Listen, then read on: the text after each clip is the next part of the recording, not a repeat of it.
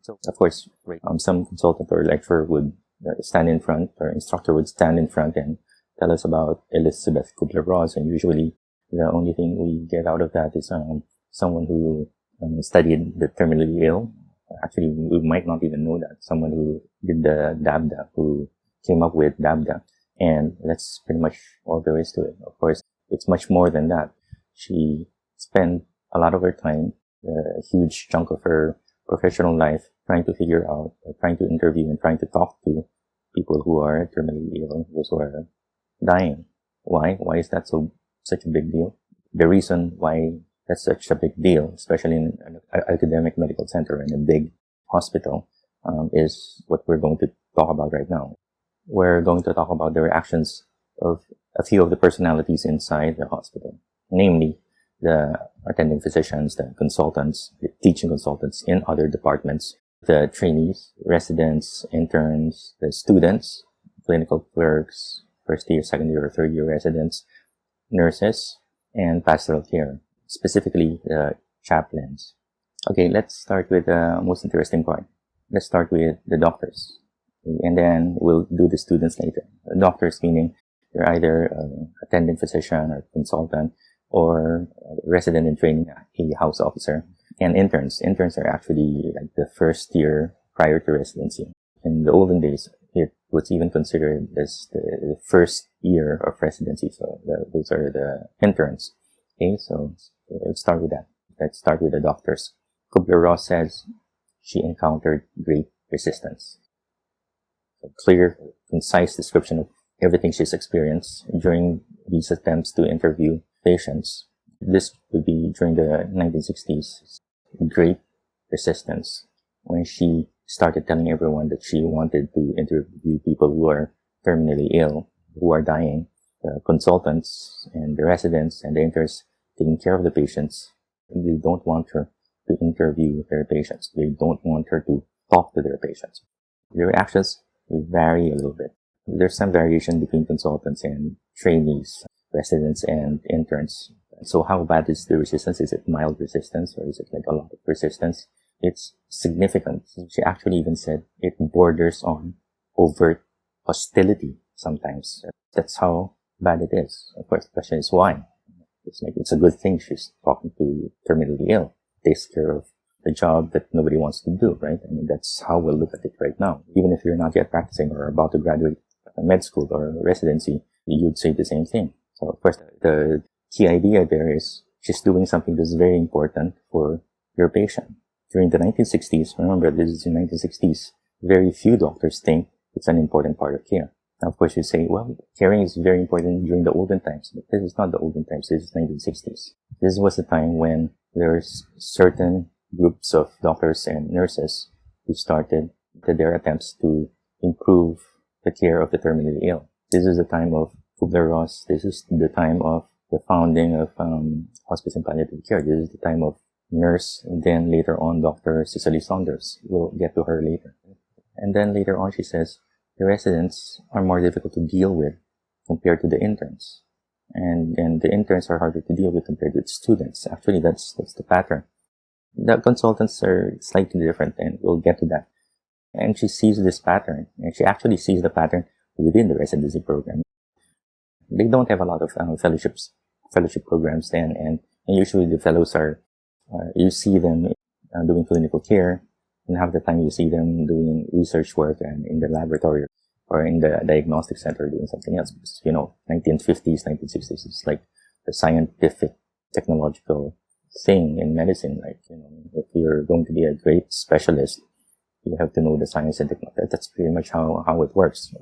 Most of your clinical work involves all the gadgetry and all the scientific technological stuff they've developed for the past several decades. During that time, they were just developing it, but they were so optimistic that they're doing such a great thing, and that is what defines medical practice. Doctors or scientists who use science and technology solve diseases. So from the doctors who are taking care of patients who are dealing with disease, now you have doctors who use science and technology and do the studies so that they can come up with cures for disease. So it narrowed down, and And that's probably one of the reasons why doctors don't think it's that important. Why would you want to talk to our patients? It's not important. That's not what we do. We're doctors. We give them cure. What's the deal with this talking to patients who are terminally ill? Of course, the answer to that is the fact that they are terminally ill means there's not much you can do for them. Of course, then you come up with the other factor. The other factor is most of those doctors deny the fact that they cannot do anything much for their patients. They actually don't tell their patients that they're dying. They don't even tell the patients that they're running out of things to do, or they don't have anything left to do for them. I think the other reason is they don't want to admit to themselves that they ran out of ideas. That goes against their idea of, like, a big shot doctor or specialist in this big hospital. Patients come to me, looking up to me, thinking that I can solve all their problems, and suddenly I cannot. Of course, that's like a big lie. You perpetuate a big lie up until the time that the patient's about to die. And then you tell them that you've done everything that you could. And of course, it's like a heroic thing. I've done everything that I could. And then they'll say, oh, it's okay, doctor. We're glad that you tried. Don't feel so bad about it. But then the real information is, I knew you were going to die.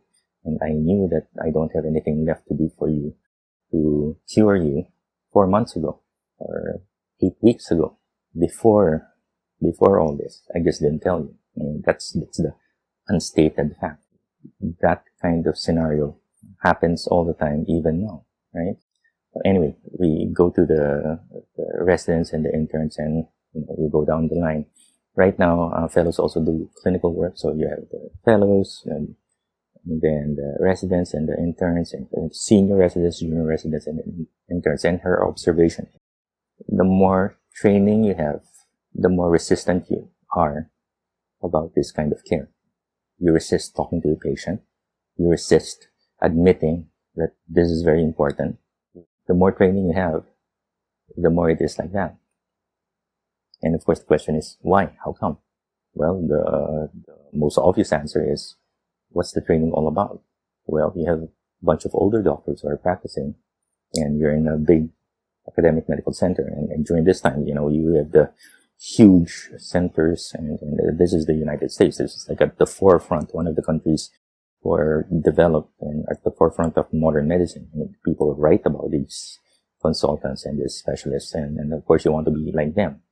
So the more training you have, the more and more you try to become like them.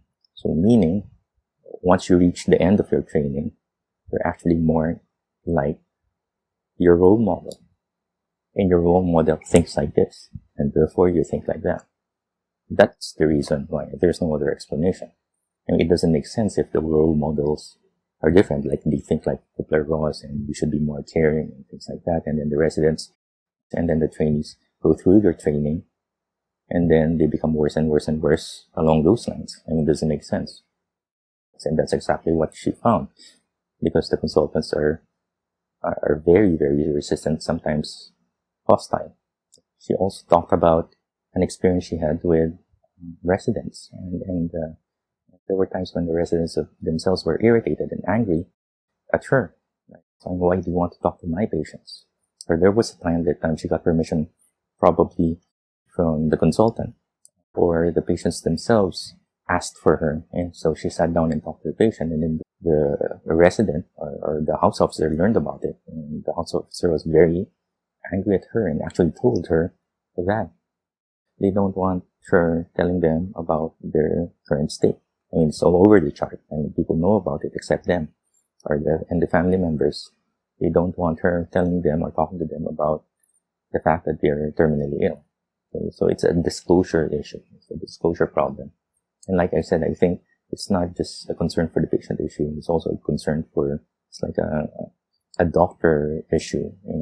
It's admitting failure. Like, you can't do anything else. The only thing left for you to do is not to tell the patient. And then you say that, you're preventing them from getting depressed and things like that. Actually, Kubler-Ross says that's not really the case. She notes that most of them already know that they're dying.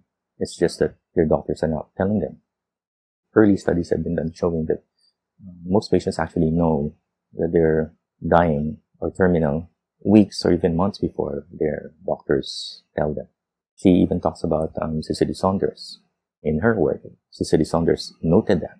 And the only thing the patients were waiting for is you're trying to sense if the doctors are ready to talk to them about it. This is in the UK. Cicely Saunders is from the UK. She started a hospice house, or a hospital for the dying, to take care of them while they're dying, to make them comfortable. And that's what she noted. When she started talking to her patients, most of them already know that they're dying. One of the biggest factors, as far as she's concerned, which determines whether the patient is able to talk to their attending physicians, they'll do that if they can sense that their attending physicians were ready. When patients look at their attending physicians, they get a sense that they don't want to talk about it. They say something like, don't think about it, just think of something else. And in so many words, that's pretty much the message. Don't feel sad, there's still a chance. And of course, the doctor doesn't believe what he's saying. So that's what Cicely Saunders found out. She also mentioned 2 subgroups. So among the doctors, it's not like they're all resistant or they're all very angry at her every time she attempts to interview their patients. She finds small subgroups of doctors who react favorably and even positively to what she's doing. The idea that we should be talking to people who are terminally ill to figure out how they're feeling so that maybe we can take care of them better, or the idea that that's an important part of care. So 2 subgroups she noted. So it's not all difficult. There were groups which made her life somewhat easy, but she says small subgroups, right? Small, not the majority. They're actually extremes, and those were very young and very old. Of course, she's not getting them very, very young. When we go to the students, actually, the very young, the students who are not yet interns, are actually the ones who are reacting very favorably to the experience. Why? Because, they haven't gone up the ladder yet, and they're coming from the outside. And, if you're an ordinary person, and then you hear someone saying that, people who are terminally ill, incurable, and facing death, doctors should be talking to them so that they can understand them better, and maybe they can take care of them better. That's a given as far as you're concerned. If you're a layperson or a non-doctor thinking about the medical profession, that's how people think. These students are coming from the outside. They just entered their training, and that's actually how they think. They think it's really important. You go through years of medical school, and then you go through clerkship and internship, and then you go through residency, and then maybe fellowship, and then you get more and more and more and more resistant to the idea, and you actually deny those things later on in life, and you get angry when people started proposing that you should do that, or proposing that they'll do that for you. So the very young, remember, she's talking about interns, residents, and attending physicians. So when she says the very young, she's probably referring to interns, or the early year residents, or the early year house officers. Of course, by this time, they're already along the path following their attending consultants, the big shots, most of whom are very resistant, and some are overtly hostile. So what's another element that goes along with that small subgroup? They're very young, and, so she said, and they had experiences with a dying loved one, a close friend, a family member. They experienced it, and so that experience probably told them this is important. They probably experienced doctors taking care of that loved one, and they found it very wanting. Things look different if you're at the receiving end. That's the reason why in some of your training sessions, they put you in the ward and you act like you're a family member and you take care of the patients while the doctors come in and out. That's the general idea. Of course, right now it doesn't really work too well. You sit down there, but you don't think you're the family member, and you kind of experience it a little bit, but not the impact's not that, it's not that big. And after the session, you go out and then you forget about the entire thing. Or after that session, then you go through several more years of training and you forget about that entire thing. You felt that it's important for a brief period of time. then you get exposed to everything else, and then it's gone, right? So, but that's the reason behind those kinds of training sessions.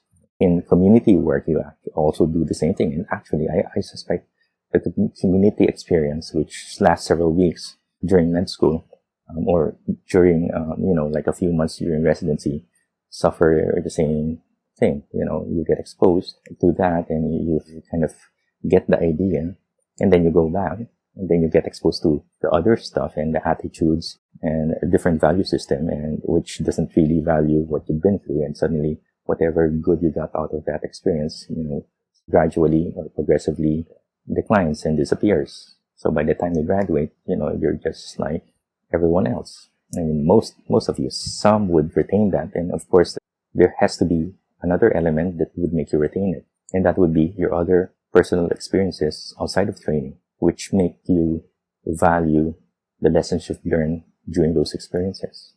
Something about the community as far as your personal life experience is concerned, or something about death and dying as far as your personal life experience is concerned. As Kubler-Ross noted, these are very young doctors who had experienced the death of a loved one, and they've seen doctors take care of their loved one. So they're at the receiving end. Okay? Now, that's a small subgroup. And then there's an even smaller subgroup. There's 2 subgroups. And these are the very old doctors. Why? Because these doctors have been trained old school style. The doctor who takes care of patients and tries their best to care for them, tries to cure them, takes care of them while they're dying. I mean, that old school kind of doctor. That's the smaller subgroup. That's the second subgroup. Why is it a very small subgroup? Because during the 1960s, these are the very old doctors. Some of them are already retired. Some of them are already dead. Okay, but they know their view of medicine and their value system and their attitudes about being a doctor, about caring, about talking to patients, about taking care of those they cannot cure, about cure itself in relation to care is very different. The different attitude and with different attitudes and with different value systems. They've been trained differently. So these are the very old doctors. Of course, not all of them are like that, but a lot of them, I suspect, the older they are, like in their 80s or 90s, the more like that they are, right? Of course, you'll say, well, they have to do that because there's not a lot of cure during that time. There's not a lot of science and technology, and they've been trained during that time. There was no boom in medical science and technology. Well, that might be true, but they also got exposed to medical science and technology later on in their life. The thing about them is they have a more balanced view of care versus cure, of taking care of those who can cure and taking care of those who cannot cure, those who will live and those who are dying. So it's a value and attitude problem. Now, let's talk about the more senior trainees and the attending physicians. Well, Kubler-Ross actually said 9 out of 10. So that's her experience. Remember, this is not like a survey or this is not like an actual, she's doing a service and she's trying to go around the hospital looking for people she can interview. And as far as she's concerned, 9 out of 10 doctors refuse her. And the way she describes it is resistance, annoyance, overt hostility. And she adds another great discomfort. When she talks to them, she approaches them, they're not just annoyed. Right? Go bother someone else. Right? There's also, she senses great discomfort. Why would you feel great discomfort? Well, maybe you actually think that it's important. You just don't want this person talking to your own patient about the fact that she's terminally ill or dying. It's important as long as it doesn't concern your own patient. And why? Well, they give reasons why. Some consultants, of course, when she asks for permission, she cannot get permission from the resident. The ones who give permission will be the consultants. Of course, it's their patients. House officers take care of the patients under the consultant because they're learning from the consultant. So it's really the consultant's patients. I mean, that's really how it should work. Some places they don't really tell everyone that, but that's really how it should work. Well, anyway, we won't go into that. That's a different topic. So the consultants, of course, I mean, they're talking to a fellow consultant. Right? Consultants, of course, would give a decent reason. You don't just say, get out of here. Although overt hostility would almost sound like that. They would say something like, it's a good thing, but go look for someone else or go talk to some other doctor because this particular 3 or 4 patients of mine, they're very sick physically. They're very sick. They won't be able to do the interview, or they're not emotionally prepared for that. They're emotionally unstable. It would make them get worse. Now the problem is, she's approached them several times in the span of weeks and months, and it seems like all their patients are like that. So it's either just that they're having a streak of bad luck, or they're just using that as a reason, right? They're too emotionally unstable. They're too physically unstable. Maybe the other doctors would have someone who are not too physically or emotionally unstable for you to interview.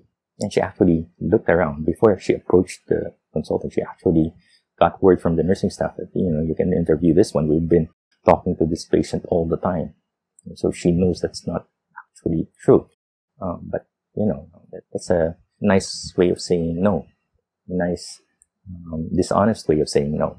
She actually had experiences because there's 2 ways of getting to the patient. The other way is the patient and or the family learned about this psychiatry consultant named Kubler-Ross who's been going around the hospital, and they wanted to talk to her. The patient asked for her, therefore she got consent from the patient herself. And of course, usually you need permission from the doctor. She probably got the permission from one of the residents, and they didn't tell the physician. She relates stories just like that. For certain consultants who are very averse to the idea of doing the psychosocial stuff and talking to the patient and things like that, sometimes the residents who actually felt that this thing is important allow her to interview the patient, and they don't tell the consultant because they know it's doing good. When these consultants learned that she was able to get access to their patient and actually talk to their patients, they get very angry and very hostile, irritated, annoyed, and angry. And of course, while she's getting the barrage of stuff coming out of them, remember, she's a psychiatrist. She can read through, she can figure out the person talking to her, right? So as they're giving their barrage to this psychiatrist, Kubler-Ross, the psychiatrist, actually says, it seems like a lot of them are reacting because they don't want to admit that they are unable to cope with the situation. They don't know what to do. They've tried everything that they can. They cannot cure the patients. Now the patients are dying. They have no idea what to do. They cannot cope, and they're having a hard time trying to accept the fact that they failed and their patients are dying.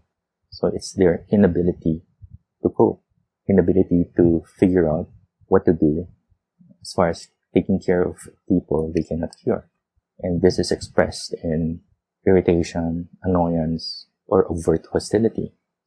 Now that's what she didn't write about, but it's interesting that the trainees, the house officers, the residents can actually overtly express their annoyance and irritation and hostility against this attending physician or consultant in the same academic medical institution.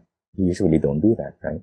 If you're a resident from one department, one of the medical subspecialties, and of course your boss is, the specialist in that subspecialty, and then you learn that another specialist went there, you usually don't tell that consultant something like that. Show that consultant verbally, tell that consultant you're annoyed and to stay away from your patients, and don't do that. Now the question is, why would they do that? She didn't write anything about it, but for you to do that, if you're a resident, do that to Kubler-Ross, a consultant in psychiatry, in the same hospital. You must feel like you have the right to do that. You must feel like, even if you're a resident, you are above this person. Unless you feel like this person did something terribly wrong, that's the other reason. And of course, we already talked about that. Something that you really don't want happening. But for you to do that, you must feel like you have the right to do that to a consultant. So maybe it's her, she's psychiatry. And we know that a few decades before the 1960s, there's such a trend already, science and technology. So which fields are the least scientific and the least technological? Which fields are getting a lot less results from science and technology. It will be the psychosocially inclined fields, right?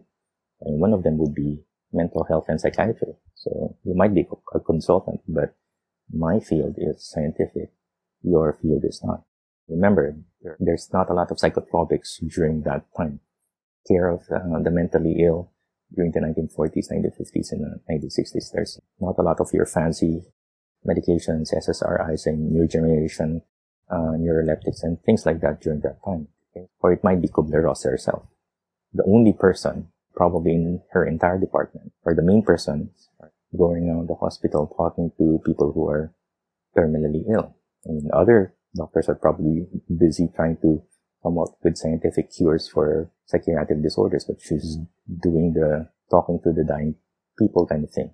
And that makes her a weird kind of consultant, something below the scientifically inclined resident of another field. That's another reason, right? And of course, there's lots of reasons. If you look through the life of Kubler-Ross later on, she actually went for the mystical and the spiritual. And of course, a doctor talking about mystical and spiritual and things like that would also make that doctor strange because it's not scientific. So that's another thing. But most of this spiritual and mystical things she did happened later on in her life. This is during the time when she's a young consultant, so it hasn't happened yet.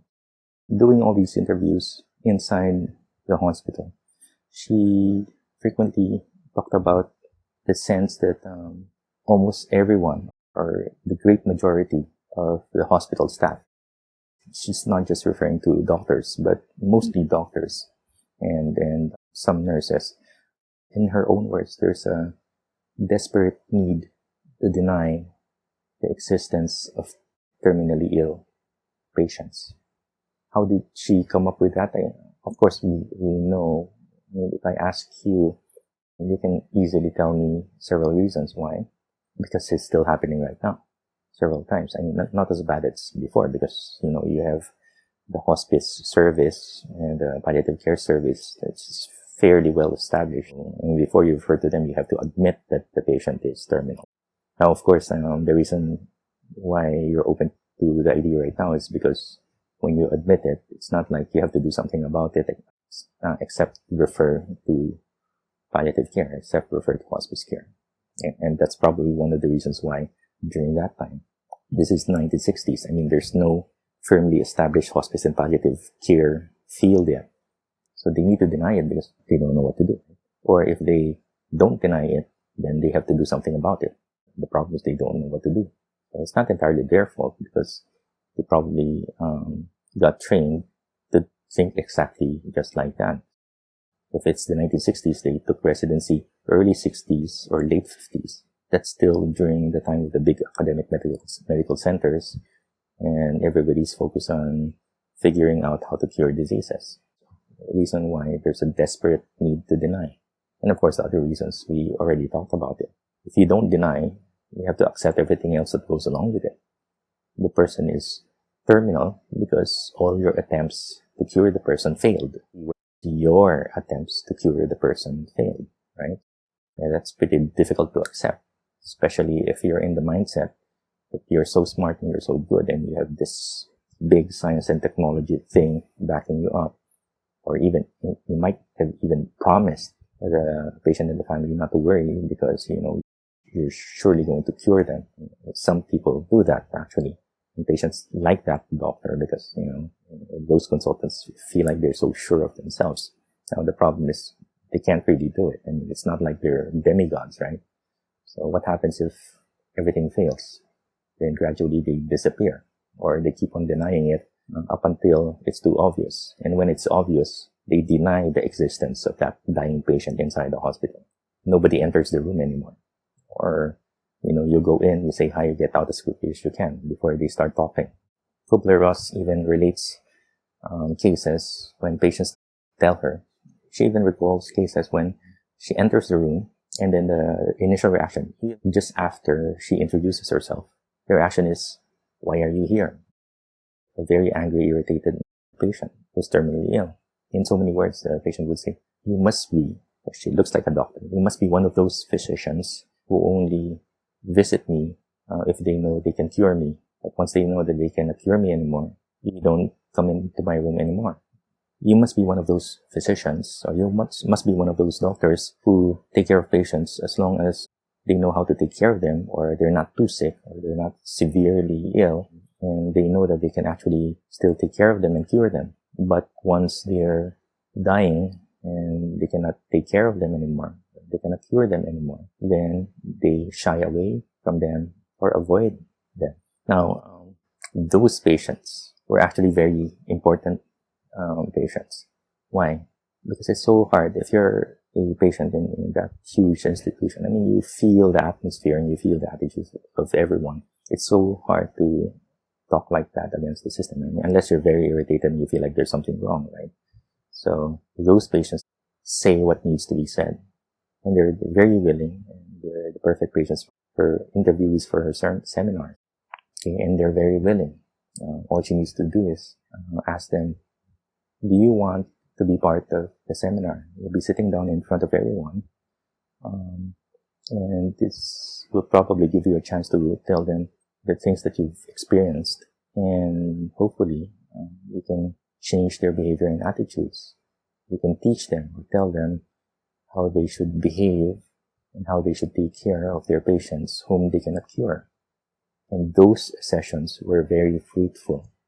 So we'll stop here. We'll tackle the nursing staff and pastoral care and chaplains later in another session.